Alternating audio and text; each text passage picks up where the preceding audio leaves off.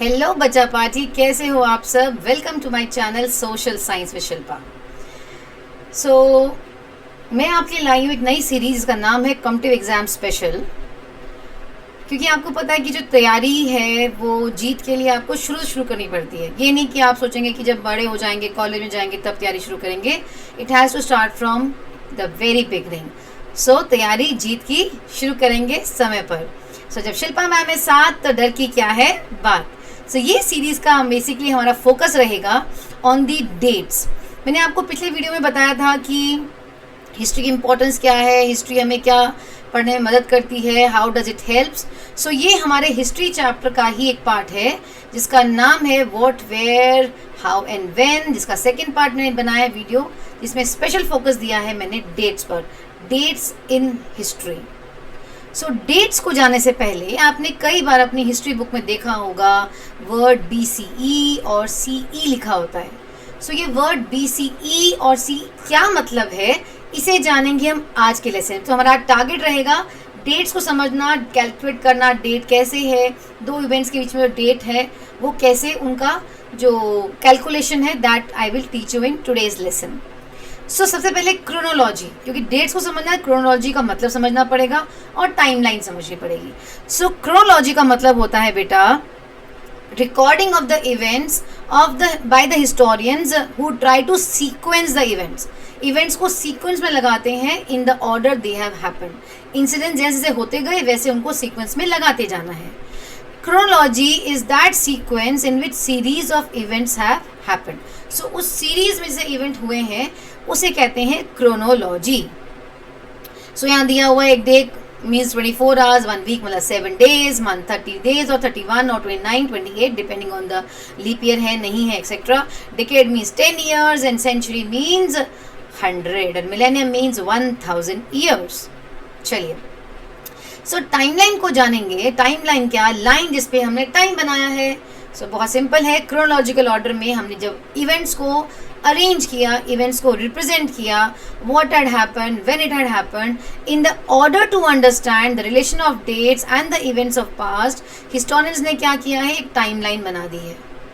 ठीक है, उसमें इवेंट्स को बता दिया है कि कौन सा इवेंट कब हुआ, और सीक्वेंस क्या है, जो पहले वो पहले और जो बाद में वो बाद में रखा गया है, earliest to the latest. I think मेरी बात समझ में आ गई सभी को। कोई डाउट है तो प्लीज़ कमेंट में मुझे पूछ लीजिएगा।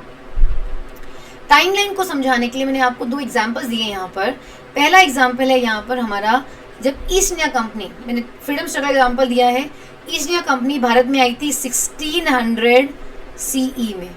कभी कभी हम उसको AD भी लिख लेते हैं, कुछ बुक्स में AD कुछ बुक्स में CE मिलता है। 1947 में हमें हमारे आज़ादी मिली, 1947 CE या फिर AD। ओके बच्चा पार्टी। यहाँ मैंने 2 टर्म्स यूज़ किए, CE या AD। तो ये क्या है, उससे पहले एक और टाइमलाइन देखते हैं जिसमें मैंने डिस्कस किया आपको मौर्यन एम्पायर की स्टार्टिंग और मौर्यन एम्पायर का एंड।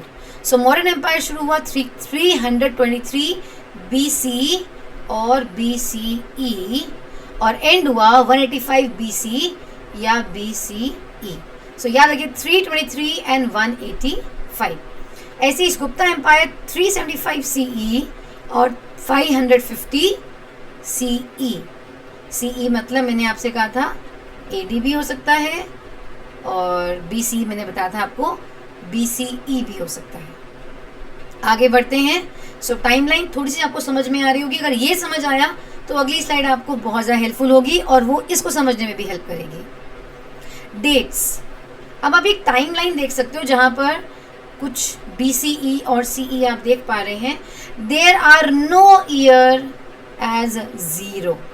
बहुत ध्यान रखेंगे, कोई साल 0 नहीं होता है। BCE 1 खत्म हुआ तो CE 1 शुरू हो गया, मतलब 0 नाम का कोई ईयर नहीं है। पहली बात, जैसे 1 BC खत्म हुआ उसका अगला साल कहलाया 1 CE। पहली बात समझ में आ गई। BC का फुल फॉर्म क्या, बिफोर क्राइस्ट। और मैंने आपसे कहा BC का इंटरचेंजेबल वर्ड क्या है, BCE। इसका मतलब है बिफोर कॉमन एरा, राइट। अगर आप इसको ध्यान से देखें, बिफोर क्राइस्ट, सो इसका मतलब क्या है बेटा कि क्राइस्ट के जन्म से पहले, क्राइस्ट मतलब जीसस क्राइस्ट, जिन्हें हम क्रिश्चियनिटी का फाउंडर कहते हैं, उनके जन्म से पहले को BCE या BC कहते हैं, उनके जन्म के बाद को AD या CE कहते हैं। Got it everyone? So AD को हम कहते हैं एनो डोमिनी। क्या कहते हैं? Anno Domini, A and D, in the year of lord, means Christ के जन्म होने का साल। आई थिंक मेरी बात समझ में आ गई सभी को। तो CE भी हम यूज़ करते हैं इसी की जगह, यहाँ पर हम CE वर्ड भी यूज़ करते हैं। CE means common era. I hope मेरी बात समझ में आ गई। तो BC और BCE, CE और AD, so before common era and common era, right. अब इस टाइमलाइन पे चलते हैं। अब यहाँ अगर ध्यान से आप देखें, जैसे हम CE में आगे बढ़ रहे हैं, CE में आगे बढ़ रहे हैं, नंबर बड़ा हो गया। वही हम BCE में देखें तो जितना हम दूर जा रहे हैं नंबर बड़ा हो रहा है। सो मतलब BCE में बैकवर्ड और CE में फॉरवर्ड नंबर चलते हैं। आई थिंक मेरी बात समझ में आ गई। आ गई तो आगे बढ़ते हैं। चलिए बढ़ते हैं अगली स्लाइड पर। सो अब मैं आपको सिखाऊंगी डेट्स कैलकुलेट कैसे करते हैं फ्रॉम द गिवन इंफॉर्मेशन। जैसे BCE में देखा काउंटेड बैकवर्ड, जितना बड़ा नंबर BCE में, ध्यान रखिएगा, बिगर द नंबर, मतलब नंबर जितना बड़ा उतना ही वो क्या है? ओल्ड है, वो इवेंट उतना ही पुराना है। और CE में जितना बिगर नंबर उतना ही वो न्यू है। जैसे मैंने आपको एग्जांपल दिया BCE में, अब एग्जांपल देते हैं, शायद आपको क्लैरिटी आएगी। साथ साथ में मन में ही जवाब देते रहिएगा, क्योंकि ये लाइव सेशन तो है नहीं, तो आप मुझे ऐसे बता सके। But yes, I would request साथ साथ में मेंटल कैलकुलेशन करते जाइए ताकि आपको एक कॉन्सेप्ट क्लियर हो जाए। मैं रिपीट कर रही हूँ, BCE में bigger the number older it is, means उतना ही वो पुराना इवेंट है। CE में जितना बड़ा नंबर उतना ही वो न्यू है, मतलब उतना ही हमारे प्रेजेंट की तरफ है। जैसे अगर मैं BCE की बात करूं, जैसे हमने पिछली स्लाइड में मैंने आपको दिखाया, यहाँ देखिए 323 BCE में मॉडर्न एम्पायर की शुरुआत हुई।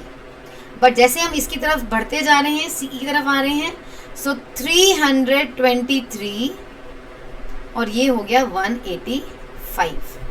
क्या बात समझ में आ रही है आपको? सो जितना BC बड़ा उतना ही पुराना, और जितना BC छोटा उतना ही नया। आई थिंक मेरी बात समझ में आ गई सभी बच्चा पार्टी को। If any doubt please let me know. ठीक है, चलिए आगे बढ़ते हैं। और ऐसा ही अगर आप CE में देखिए, यहाँ पर 375 है और 550 है, तो जितना बड़ा नंबर उतना ही वो है न्यू। आई थिंक मेरी बात सभी को समझ आ गई है। सो आगे बढ़ते हैं। तो मैं आपको एग्जांपल दे रही थी। सो अगर मैंने इसे एग्जांपल लिया यहाँ पर आपको कि जितना बड़ा नंबर उतना ही पुराना BCE में, और जितना बड़ा नंबर CE में उतना ही नया। अब मैं आपको बताती हूँ कैसे दो इवेंट्स का टाइम पीरियड कैलकुलेट करेंगे। How to calculate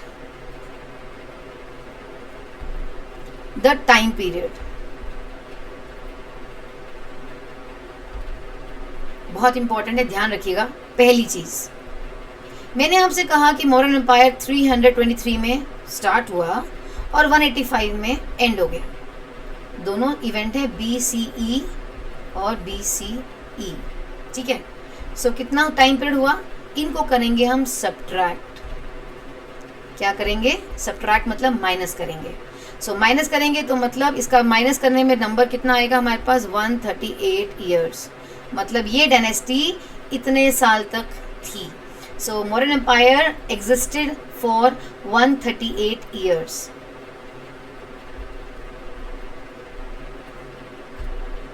right. So मतलब अगर दो इवेंट्स सेम में हैं, जैसे अगर मैं आपसे कहूँ कि आपका जन्म 2000 में हुआ, अगर हुआ और 2023 है, तो आपकी एज कितनी हुई? तो क्या कैसे बताएंगे आप? बताइए। ऑब्वियसली माइनस करेंगे, सब्ट्रैक्ट करेंगे, तो मतलब you are 23 year old. Got it. So अगर दो इवेंट्स सेम टाइम पीरियड में लाई करते हैं, मीन्स वो BC ही है या CE ही है, तो उन्हें हम सेम टाइम पीरियड में वो एग्जिस्ट करेंगे, मतलब उनको हम सब्ट्रैक्ट करेंगे अगर वो सेम में एग्जिस्ट करते हैं तो। बच्चा पार्टी बात समझ में आ गई? कोई डाउट यहाँ तक तो प्लीज़ मुझे बताओ, नहीं है तो मुझे बताओ। Is that clear everyone? चलिए आगे बढ़ते हैं बच्चा। एक और चीज़ मैं आपको बताने वाली थी यहाँ पर कि अगर हमारा जो इवेंट है, राइट, इवेंट अगर ये तो था BC और BC में, इन केस आपका इवेंट, एक इवेंट है BCE और एक इवेंट है CE सॉरी, राइट। सो मैं यहाँ पे ड्रॉ करती हूँ जरा, एक और आपको एग्जांपल देती हूँ। जैसे हमने डिस्कस किया कि जो मौर्यन एम्पायर है वो 185 BC में ख़त्म हो गया, ठीक है, और गुप्ता एम्पायर 550 में। तो इन दोनों के बीच का टाइम पीरियड फाइंड आउट करना है, मतलब एक इवेंट है BCE में, एक इवेंट है CE में। तो when one event is in BCE and the other is in CE, तो हम उनको ऐड करेंगे। तो मीन्स यहाँ पे 185 प्लस 550, तो इसका आंसर क्या आएगा? 5, 3 एंड 7, 735 ईयर्स का गैप था मॉरन के एंड होने में और गुप्ता के एंड होने में। आई थिंक ये मेरी बात समझ में आ गई सभी बच्चा पार्टी को। सो मैं फिर से रिपीट कर देती हूँ आपको। Bigger the number in BCE older it is, bigger the number CE वो नियर है। कैलकुलेट कैसे करेंगे टाइम?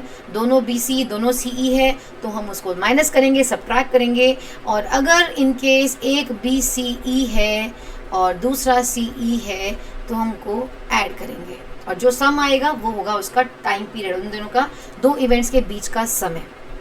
अंडरस्टूड?